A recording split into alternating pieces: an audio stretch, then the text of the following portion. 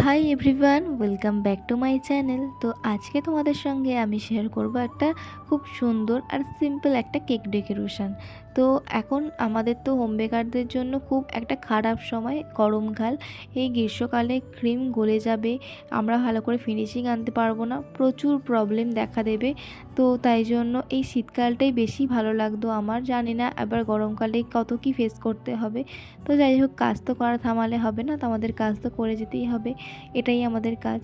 তো যাই হোক, আমি এখানে যে সিম্পল ডেকোরেশনের কথা বলছিলাম, এই যে আমি এখন কেকটা সুন্দর ফিনিশিং দিয়ে এবার একটা হচ্ছে সাসলিক কাঠির মাধ্যমে এই লাইনগুলো টেনে নিয়েছিলাম কেকের মধ্যে, আর তারপরে রোজ নজল দিয়ে কিন্তু এরকম সুন্দর সুন্দর পাপড়িগুলো বানিয়েছিলাম।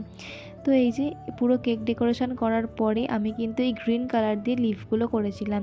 তোমাদের এই কেকের ডেকোরেশনটা কেমন লাগলো কমেন্ট করে জানিও। দেখা হচ্ছে পরের video. Thanks for watching, by.